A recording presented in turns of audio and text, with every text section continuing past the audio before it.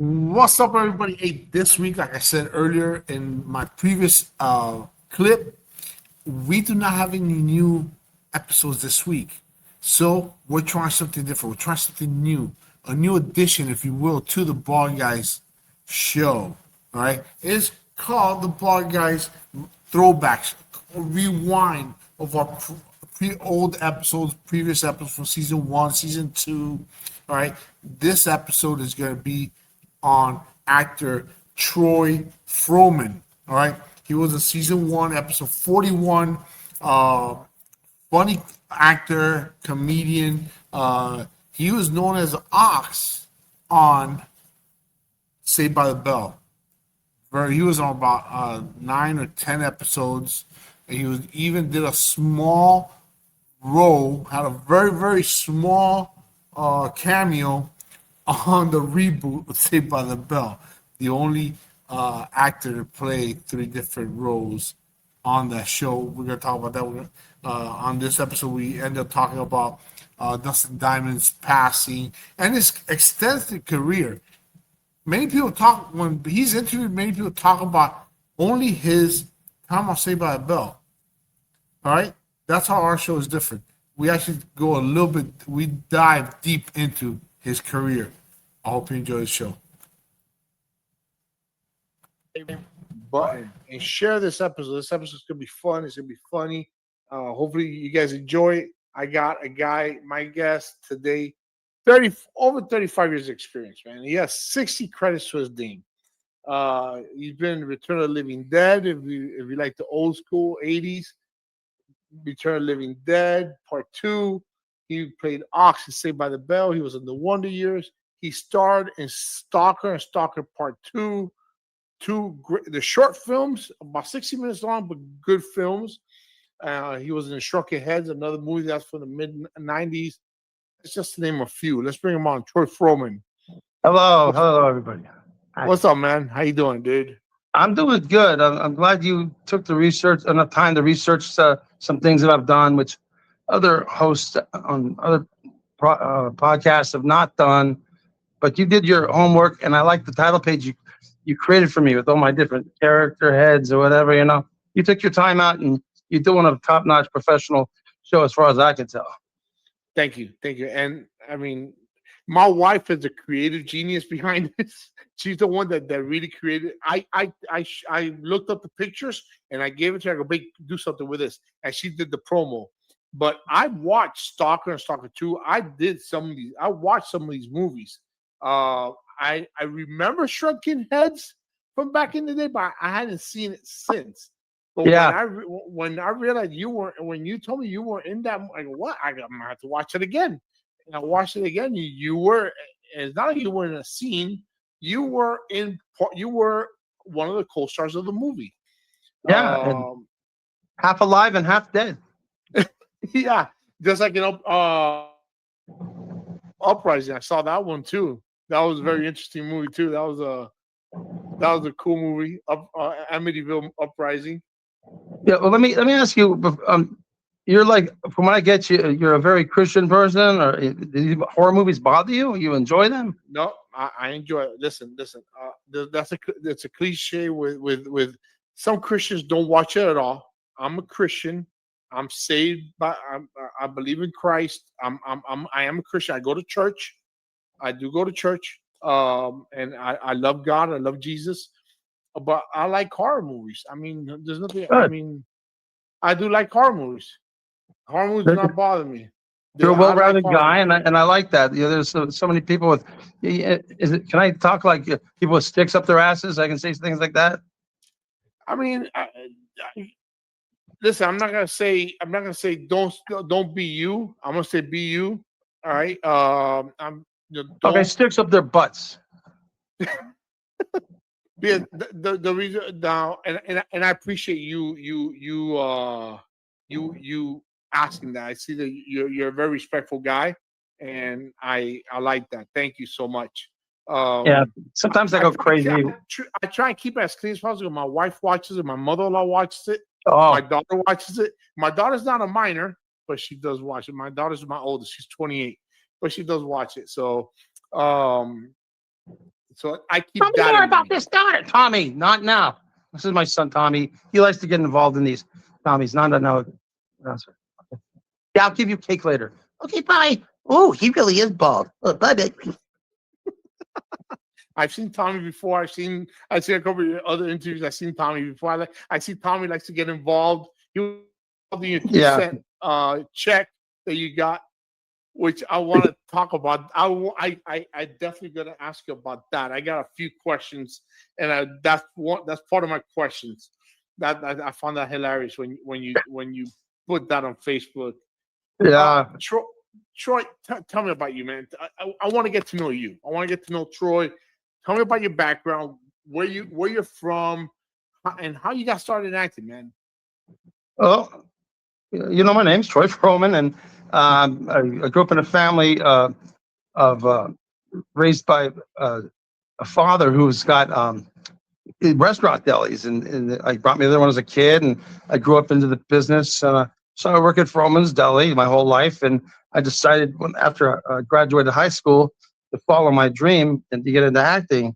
But, do I really want to make sandwiches my whole life or pursue my dreams? Right now, I'm doing both. So, my passion was like when I was young is the science fiction, fantasy, and horror. I couldn't get enough of it. Twilight Zone, anything from G-rated to R-rated, and if I could, not X-rated, but that's like teenage years later. But why am I going there? So my love for fantasy and it got me going and reading Stephen King novels and stuff. And I just, like I said in my biography, I just wanted to. My first ambition was to play a corpse on the ground, like an extra in a movie, like The Stand, if it ever came out. And so I was thinking of that. I'm like, just started pushing and pushing after high school with this newspaper called the Drama Log. That back then there's no phones, no cell phones, internet. Life was simple then. Some people say it's too simple, but so I mail in my photo, my resume. I get phone calls, and then go to auditions, and I made a name for myself eventually.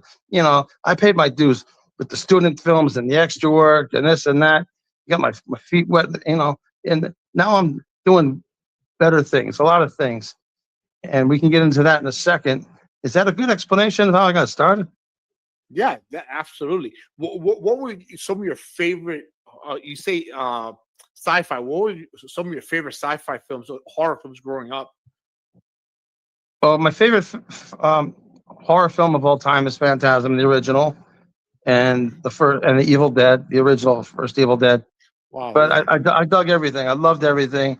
And as far as sci-fi goes, of course, Star Wars blew me away. Indiana Jones. What an era to grow up as a young kid and seeing these things at the Chinese theater and the 70 millimeter. They do it right. The audience is listening, and I'm there with the family. And sometimes I got my dad to bring us to like movies like Motel Hell. And it's Troy's pick, Motel Hell, and my mom's like, "Oh no." But it was cool that my dad gave us each a choice of what movie to see.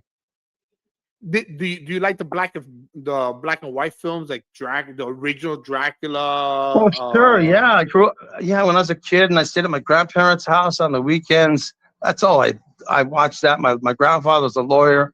I'd go to his office, sit on his leather couch, and just watch the old black and white. What you said, those kind of things, and especially Twilight Zone.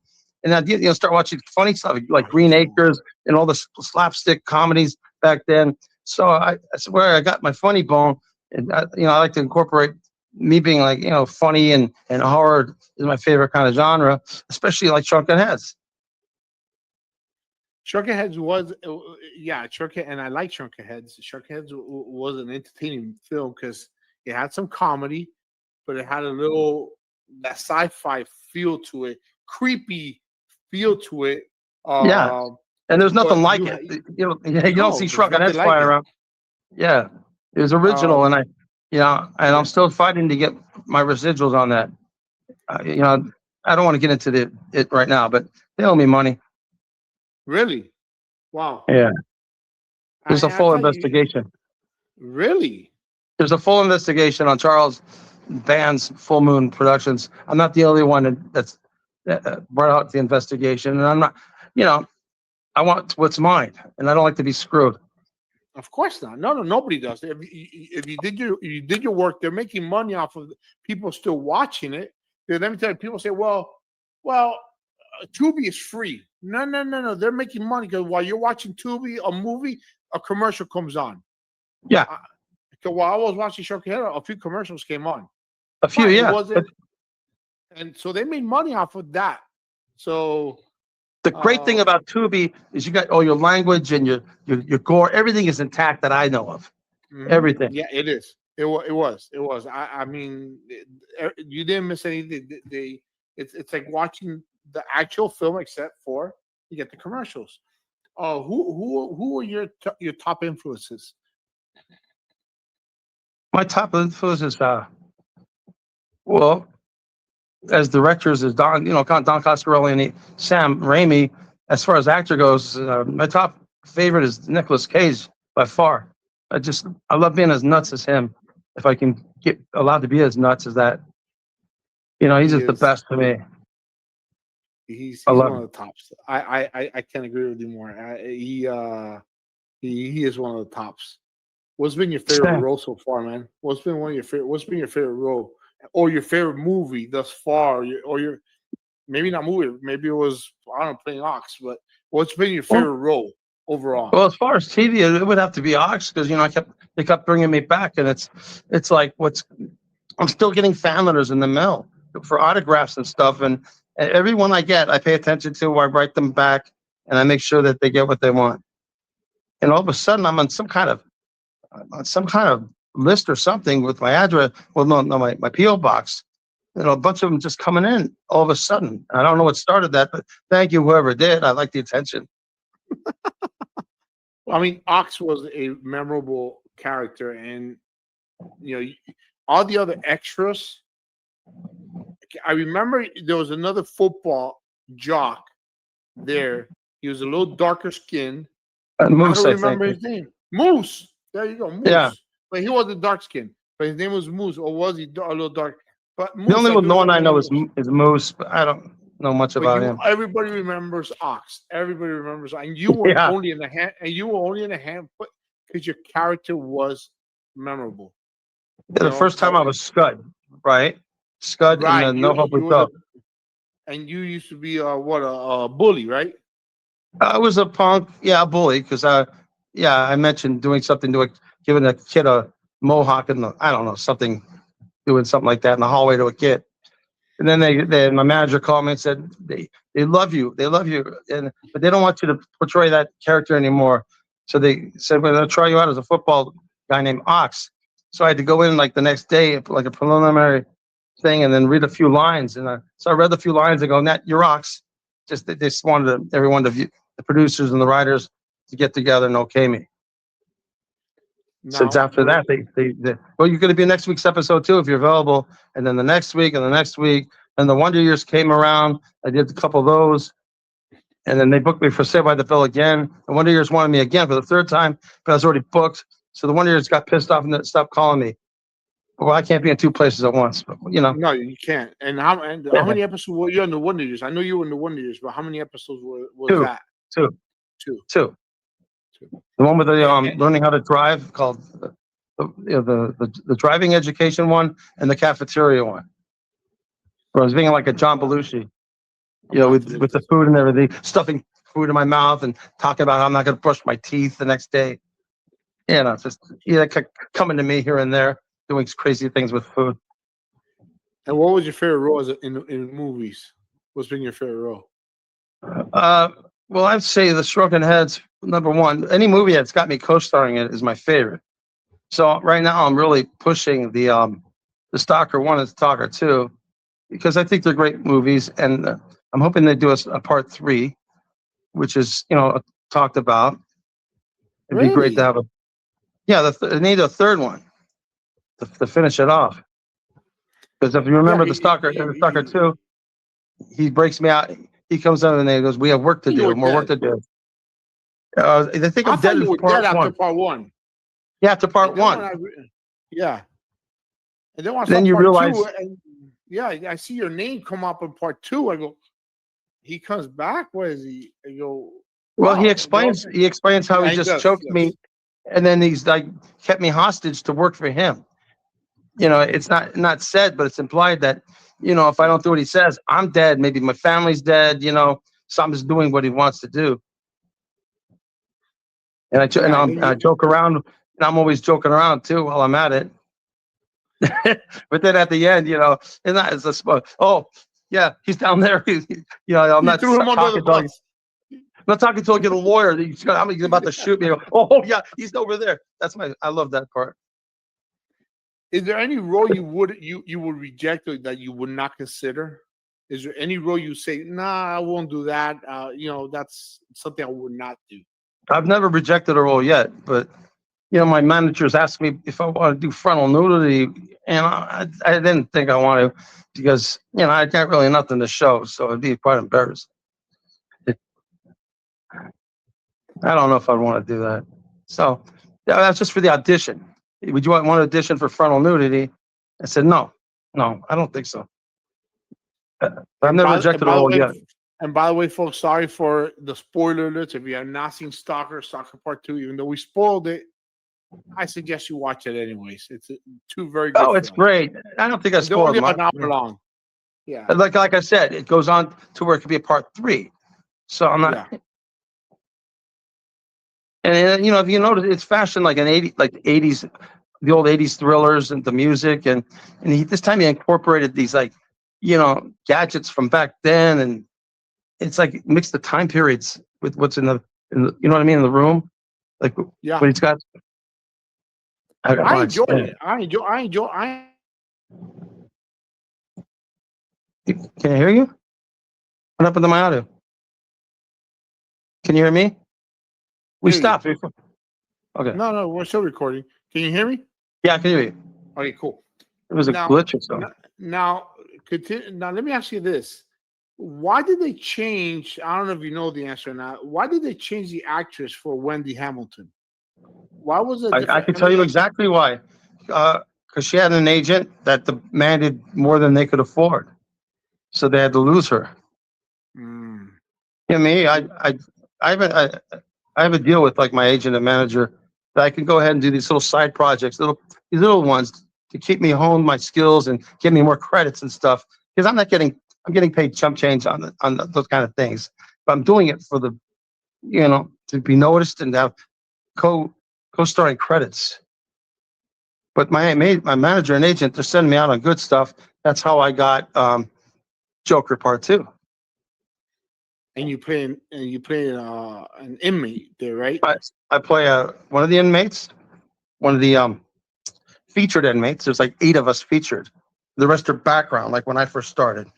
I'm not dissing them. I just remembered like when I was working on Return of the Living Dead 2, I was a background soldier and zombie, and I was right up next to the two army guys that were in the Jeep, and they're talking to each other. I was talking to them.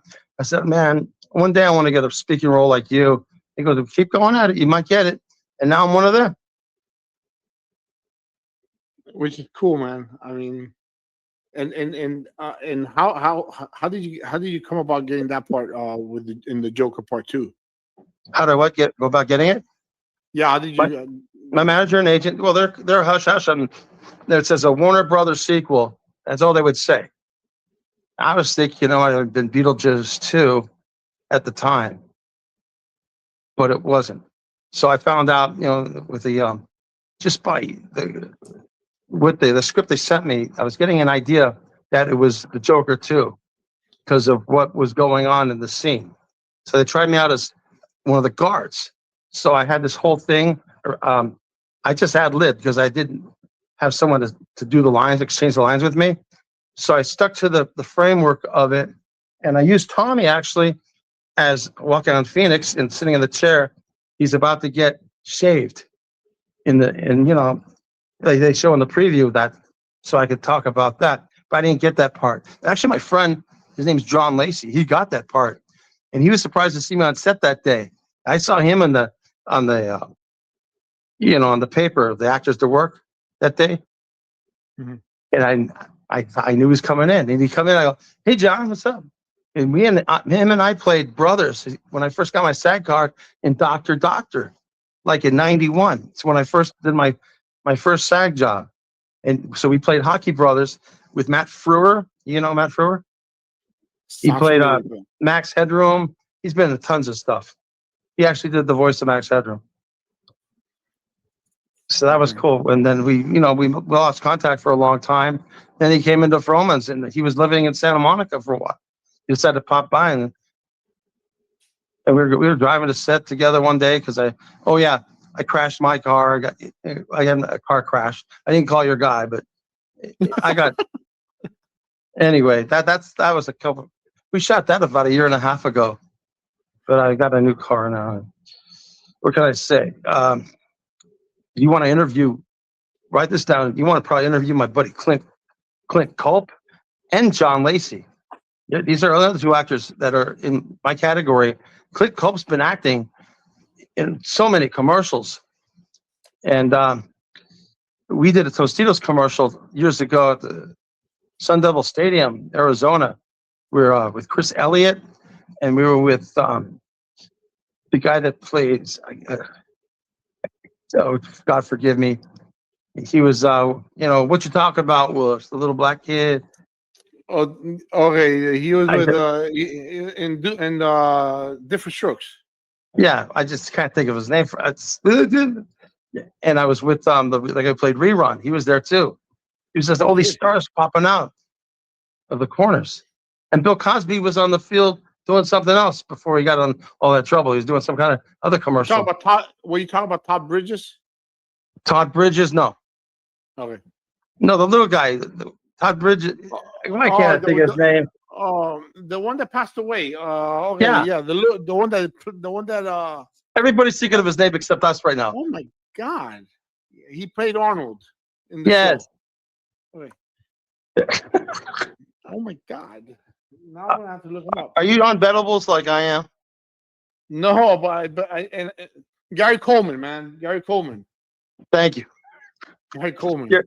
Gary Coleman and the Barry whatever who played a Rerun. Barry something. Oh wow. Yeah. He passed away too. Then we had the Miss Arizona. She was in the commercial. You could see some of these scenes on my my YouTube channel. Or go to Clint Culp's. You could see the whole. He's got the whole thing somehow. That was great times, and we shot the first live commercial ever for Tostitos. Really? For Tostitos, wow, that's pretty cool. Now let me ask you this. Now I gotta go to that 2-cent check. What was that check for? Was that for Saved by the Bell? I don't know. I can't remember. It's for some sitcom or something that I don't remember. Maybe Dark Man or something. I really don't remember. I get little ones like that all the time. Little tiny ones. And then I make a contest. If it's less than $1, I'll make a contest out of it. If it's over $1, I'll probably just put it in the bank or something. I don't know. And Tommy, where did Tommy come from? Tommy, I found sitting by a dumpster one day, and I thought, well, maybe I can use him as a prop one day. I'm not a prop. I'm your fucking son. Don't tell me. Not bad language. I'm sorry. Just bleep that out. I'm sorry. I'm sorry, baby Jesus, the Mother Mary, Christ, and all that. Whatever you do, the prayer beads. Tommy, don't do that again. I'm sorry. Where were we? No. Where did you come up with Tommy? How'd you come up with Tommy? I found him, and then I started inserting him. I went to Marina Del Rey with my wife on a barbecue, and I had live coming from Marina Del Rey. You can find it in my videos on our Facebook. And then Tommy was there being a brat. And I started people from Marina that started forming a circle watching my whole act with Tommy. And when I was done with him, he threw a fork in it. He threw a fork at and it lit near my wife, and you hear her go, da, da, da, da, da, da. I go, oh, we're gonna hear about that one later. Yeah, I just improv a lot of stuff. By the way, I want to officially say, since it's past 6 o'clock, F you, red hot, Frank's Red Hot sauce, for not picking me, because I probably would have known by now. I did the greatest audition that was exactly how they wanted it. I thought I'd even get the call back. I didn't get the call back. Maybe Monday I'll hear something. What is it for, commercial? Frank's Red Hot sauce. I put that on everything. Uh-huh. You seen it? No. The old lady? No, She goes, I put that shit on everything. And they bleep her out when she says that. No. No, I have no idea I'm trying to keep this. I'm trying to keep this not on lines with your. No, I appreciate with the mother-in-law and the dog.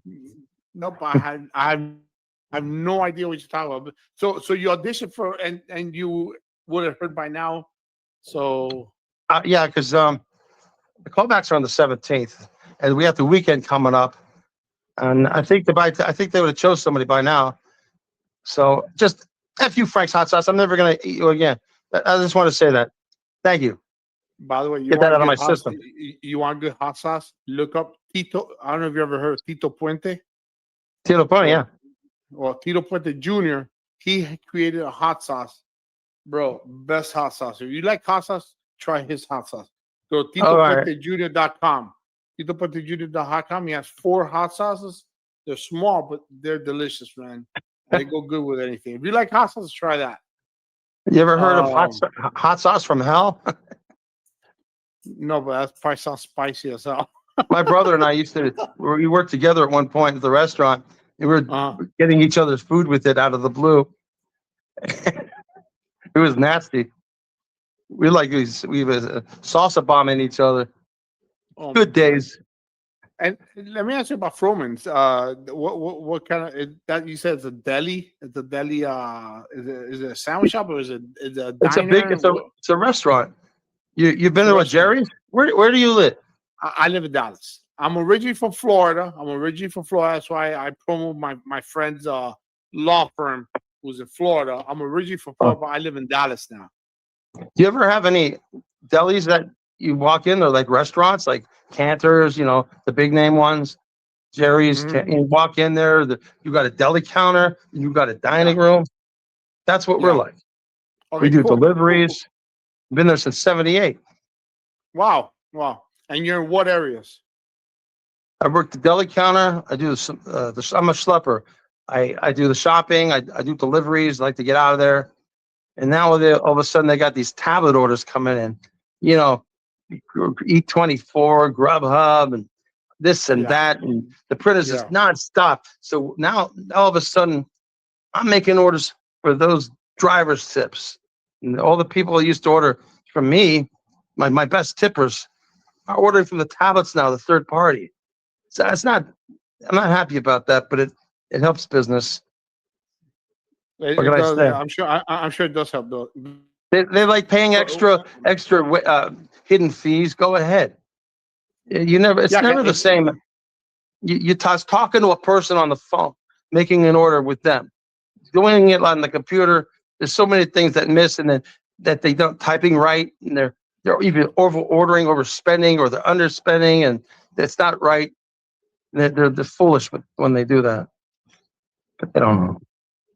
Let me ask you this: the reboot for Saved by the Bell, you got to play on there, right? But not as Ox, right? Right. What happened with that? I heard about the reboot. I was excited about it, so I made I opened the Twitter account. I went to every Saved by the Bell fan club and stuff, and I made a campaign, hashtag Bring Back Ox. I heard about that. So they're starting. I said, please write to the producers this. So I guess a lot of them did that, but then nothing happened until one day my manager called me and said, hey, there's this thing about this man in line number 2. And I think that if I pitch them that it could be you, like an Easter egg kind of thing, and they bought it. So I did the audition for that, and there I was. Because they were told anybody from the old show, if you can make them an Easter egg, you know what I'm talking about? No, I have no idea what that means. An Easter egg is something placed in another movie to remind of only a true person, like, oh, that's from that. That makes Like, sense. Okay. they're called Easter eggs. A lot of things you wouldn't Okay. notice unless brought up. Like there's, Okay. like the Easter egg okay, the Jimmy, the kid from the stalker, he liked to place eggs. So he put the headphones on me when you first see me as an Easter egg ode to Return of the Living Dead Part 2. See that? Like that? Okay. Okay. That things like that. That makes no sense to other people, some to others. It makes to others will make total sense. So what happened? Yeah. So what happened? Well, so what happened to the reboot? What happened? And nothing. It lasted 2 seasons, I guess, and then they canceled it. I watched a couple episodes, very clever, I thought. But I Yeah, got in there. but they never really used you again. They No, never brought back Ox. I'm just I'm as one friend mentioned to me, and he I guess he got into my IMDb, and he put Troy Fromin is the first person to play 3 different characters on Saved by the Bell: Scud, Ox, and Man in Line number 2. Okay. That's pretty cool, though. That is pretty cool. So, and I saw that you reunited with some of those cast members. How was that? Seeing Dennis Unfortunately, and they weren't there that day. I really wanted to take a picture with Mario, because he's the big S. He's a radio, talk show. He's everywhere. I really wanted to take a picture with him, but he wasn't working that day. None of them were. The only thing I saw when I went to the Hollywood Bowl to see Bruno Mars with my wife, I ran to Elizabeth Berkley and took a picture with her. She barely remembered me. really, So I was on 2 episodes with her only. She goes, I reminded her. Who She gets goes, it? yeah, I think I remember you. But still, I mean, how can she not remember you? Then again, I'm nobody. So, She but said to still, me, yeah, I think I remember that. Boy, we were kids back then. Oh, well, yeah, we were. I was 23. still, I know it was over 30. I know it was over 30 years ago, or 30 years ago, or so, or 30 plus years ago. Yeah, it was. But still, I mean, you have to have pretty bad memory. It's not like, and when you found out about Dustin, how was that? What were your It feelings saddened me. about? On my Instagram, someone ran into him at a convention or something and mentioned my name. So there's about a 30-second spot, if you go to my Instagram, about Mhm. Dustin talking about me and Fromans. This is like, a year before he died, I guess. And then I was asked to make a commentary about him in this. I'm sure it's on the YouTube, about my feelings about working with him. So I did like maybe a 2-minute commentary about him. Yeah, It was good. It was nice working with him. He was very young, probably 10 years younger than me. I just passed. I was too old to be high school, but I passed as it. you did. You did good. You did good in portraying one of the teenagers. Thanks. Yeah. Dustin's passing was sad for us fans as well. I mean, that was sad when we heard about it and saw it in the news. That was sad. It was sad for us Now, as well. now Um, there's this. Maybe while you're on the subject, there's another guy who says, "Do you know where Dennis is? The principal." yeah, Dennis Haskins. Yeah, he's disappeared off the media. I said, well, maybe he's just taking time away from all the media and everything. I don't know if he's still alive or whatever, but he's doing a documentary on where is Dennis Haskins. He's doing a documentary. Who's Yeah, doing a something like documentary? that. So he asked me Really? to make a comment, and I made a comment, and maybe it'll be in the documentary. I don't know. I know. Maybe it's something. I saw he was on Facebook, and I tried hitting him up as well, and he has not replied. I don't know how active he is on Facebook. I Like I tried said, hitting him up. Dennis. Yeah, Dennis. Yeah, like I yeah. said, he's not answering. Nobody knows where he is for the last 2-3 years, I guess. I I saw him at know the he Saved by the was. Bell Max restaurant. Yeah, well, I saw him. I saw him when he came on the Jimmy Fallon show Yes. on the reunion. He came back on the reunion for the California Dreams. he did a quick stint for that. I don't know if you ever saw that. You remember the California Dreams? I The remember show it. I never What watched an episode. I'm still, I'm perturbed to this day that Peter Ingalls said to me after the final episode of Saved by the Bell, "We're gonna bring Troy. We're gonna bring you to Hawaii, the Hawaii movie." I'm fantastic. Then I guess he cut me out of the budget, and then he could have used me in the college years and the other one, you would have the been new perfect class. for the college years. You would have been. I Perfect know. I for know the what's up college with years. this guy. The fans are disappointed. They dropped the I ball was on very that. disappointed. I totally agree They with you. dropped Let the me tell you, ball. the college years would have lasted longer, more than a year, if you would have been on there.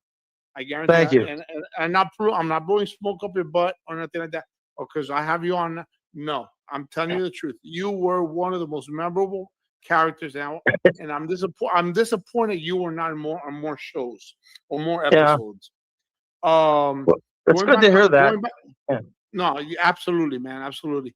Going back in your career, do you have any interesting stories, or just keep it? Try to keep it PG. I got people watching. I know. do you have any interesting stories or any funny about on auditions or sets or things that ever happened on sets? Nothing that's funny, really. No? The only thing is like this. There's one thing a story that cracks me up is there's one Saved by the Bell episode. We're in the ties and we're singing about the school song or whatever. And so I was mouthing it because I didn't feel like singing. So the director, Don Barnhart or something, stop. Why aren't you singing? He points right at me. So I don't like singing. He goes, "You're an actor, still act." Oh, yes, sir. La la. I couldn't get away with that one. That was funny, I guess.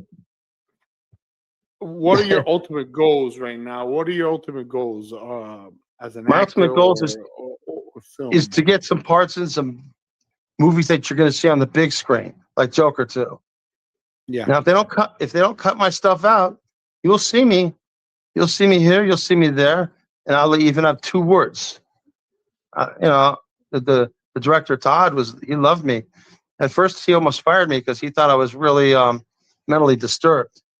Because he sent all of us, all the SP8 guys, these videos of realistic footage of people like us behind at institutes that have an open yard, kind of like a institute jail thing like this, like Arkham, and their characteristics, what they did.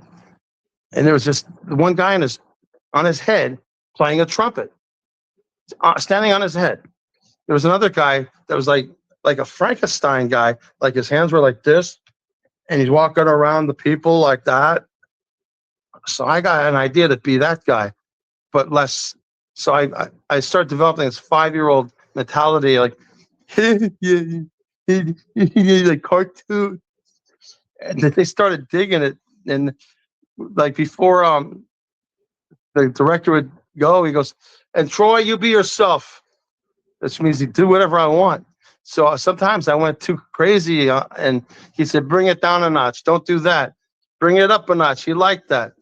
And then there's something that I don't know. It might get him in trouble one day, but I gotta say it. He whispered in my ear one day, "I love you being my retard. I can do anything you want. I can do anything I want with you." So that's just between me and him. There's not any judge on him about his judge on slower people. But right. I was extremely delighted he whispered that in my ear. And so that means he trusts you. He trusts you doing whatever you want, however you want to act. That he actually likes. He digs it, like you said. And like I said, when I first came to they had a wardrobe day, on camera, the professional cameras, how we would look on film. So they put our wardrobe on, and I just started messing with the guy next to me, like tapping him, and you look over, and I go like this. I go, "See," and then Todd goes, "What's your thing with him?" And I'm like, "I don't know." So I said, I didn't break character. And then Todd, at that point in his mind, he thought he was going to fire me. Like I was out of control. So he said, okay, goodbye, everybody. You did a good job. And I went, bye, Todd. Thank you very much. And he knew it wasn't like that. He knew I was just playing. Thank God I didn't get fired. I'm too crazy sometimes. But that's why he liked me. Because I found out, because you're you. Yeah. He likes improv because, like Joaquin, he would just do his own little thing sometimes, not off the script, and surprise the director. I didn't know that, but Todd likes that kind of stuff if you do it well and you're not just being an idiot. So I was very funny, and I busted up the whole cast at one time. Well, let me ask you this: why? Let me ask you this: do some directors, or do they not like improv? Do they not like it when you change something? Or... Not in the big budget stuff, but I rewrote. I did one line like in Perfect Weapon when I was the football bully. My character says no and continues his lines, but I felt like going no. So the script supervisor runs over. He said no like 20 times. He only says no once. And the director goes, get out of here. It worked. So I guess depending. Okay, so sometimes it does work. Yeah. It made it, yeah. Sometimes just stick to the lines. But like in the lower budget cases, like Tom Churchill, who directed the Amityville Uprising, he let me, as long as I stuck to what's going on in the scene, he let me reword anything I wanted. There's only one time he said no, that'll get cut out. It was a little on the racist side, coming, to that, the Asian lady who was making a big deal about the ticket, how annoying she was. She was very annoying. So I said, as her character was very annoying. Yeah. So instead of saying like we got da down the hall, I said what we got here is a one mean fortune cookie, and the director said no. I said fine, whatever. Don't do that. That would have been perfect because that it's not like you're offending anybody. It's part of a movie. He didn't like it.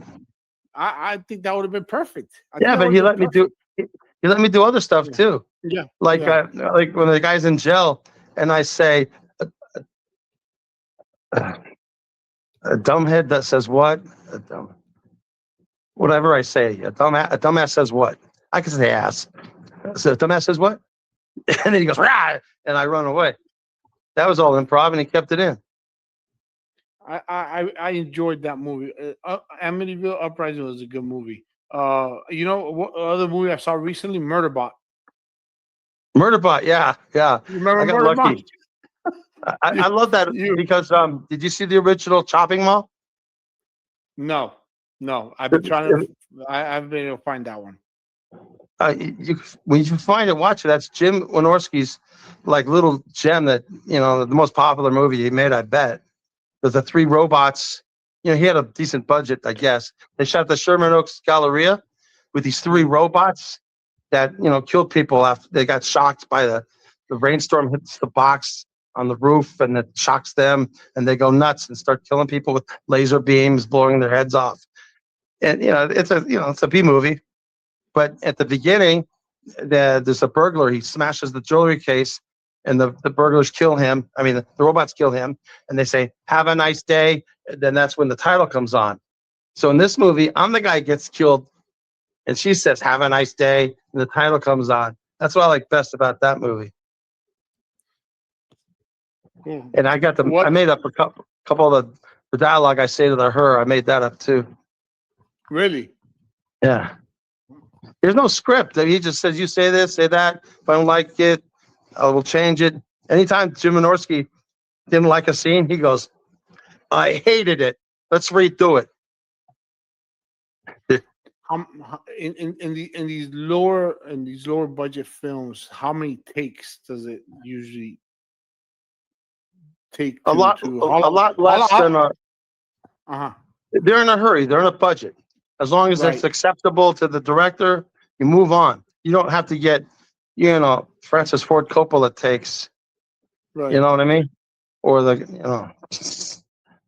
For example, Stalker and Stalker 2, they're only an hour long films. How long did it take to film that each film?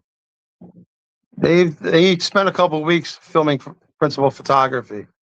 I came down and did the first movie. I did three days and left, and the second movie they brought me down.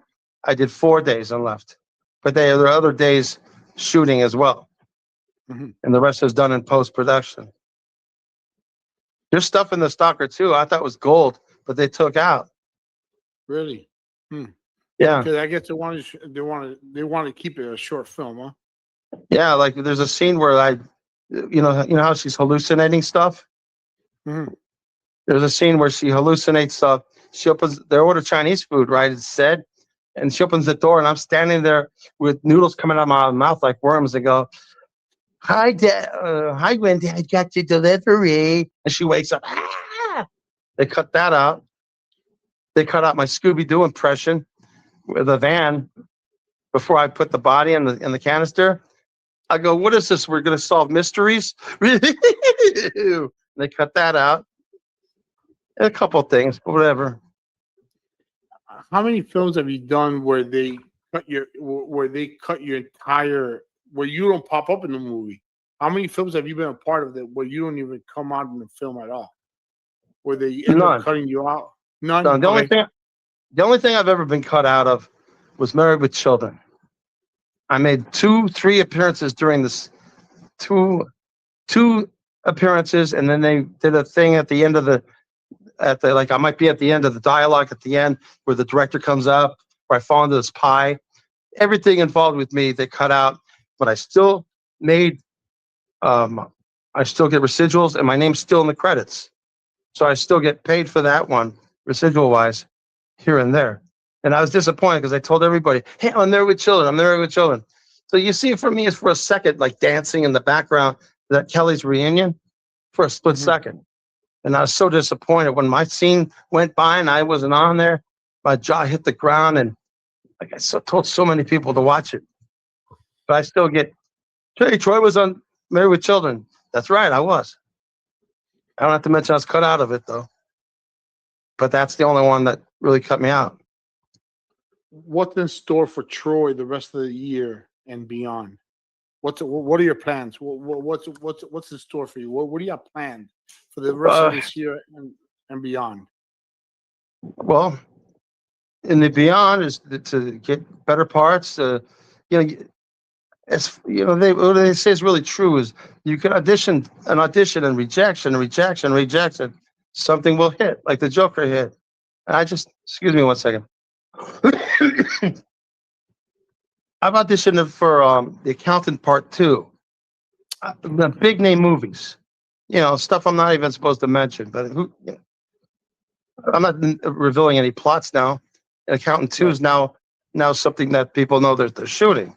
There's a lot of stuff I was working on that I knew was hush hush, but I'm just like this new Marvel Spider-Verse movie that they got takes place in Mexico, and it's got that one kid, the rabbit, the singer Rabbit or whatever. He's a Hispanic. I think he's playing the main wrestler guy. So I was like playing they auditioned me to play like the place where he works at, this bookstore. And I thought I did a good job, but maybe they're not making it. I don't know. So I'm getting in the door of a lot of big places, and you'll see me as long as I'm still alive and healthy. I'm going to continue this route and take care of my wife and work at Fromin's and make funny videos. And I'm a pretty content, happy guy. Cool. I was just asking, what did your wife do? So I guess she works at Fromin's, huh? She works at Fromin's. How long have you been married? She's listened to the whole thing. She's 37 years. We're going to wrap this up because she owns she's one of the owners. My brother-in-law's one of the owners. My dad's on the retire. He wants to retire and do less, but he's still, Good for him. He's still the godfather. You want to come down here? Come on. He wants to see you. Well, she doesn't want to? She's camera shy? Yeah, she's shy. Tell her I say hi. So I'll be taking care of her. She takes care of me when I'm sick, and She might have to have a hip replacement. I'll take care of her too. Oh man. Life. She's gonna have a hip replacement. Why don't you come down here and talk about yourself? No, we got to cut this short soon. And let's. You got any more questions? Because I promised to take her out to dinner. No, enjoy dinner. Anything else you want to share? Is there anything else you want to share? Please subscribe to my channel, Troy Fromin. There's 2 Troy Fromin channels, but the one that has over 300 subscribers, which is hardly nothing, I know, compared to all these other people out there with their TikToks and millions of people. I try my best. I only got 68 subscribers in my YouTube channel. Yeah. So there you go. But I refuse to pay to get more broader. You know what I mean? I would not do that. I won't do that. I don't pay to play on these low budget movies. They want me. They could pay me a lower rate than I normally go for and have my name, but they're too cheap. They're hiring people that want to pay like $200 to be in a movie that have no acting experience and come out as like cardboard cutouts, but they don't care. They're getting their movie made. You know what I mean? Yeah. Listen, for example, I'm with you. I will not pay to get more subscribers. I do this for fun. Yeah. That's what I'm doing here. I like to meet people. I like to get to know people, and interviewing somebody like you that I watched as a teenager. To me, first of all, it's an honor, and second of all, I have fun. I love doing this. If I get 100 viewers, great. If I get 20 viewers, not a big deal to me. I do try and push it for, in this case, when I have somebody like push it so people can watch more of your movies, because I like to support those people that I get to meet. And you and I have gone back and forth now. We've chatted through Messenger back and forth lately. I've gotten to know you a little bit, and I'm enjoying your films. So I'm going to push your films. So everybody can watch my movies on Tubi and watch my funny videos on YouTube and TikTok and just get to know me. And there's a lot of funny stuff I've done that you haven't seen yet. A lot. I'm gonna share your YouTube channel, your Facebook channel, your TikTok channel. I'm gonna share that in the description. Troy, thank you. Thank you so much, man. Thank you so much for. All right, we're going out to dinner now. Bye bye. Thanks everybody for watching. Have fun.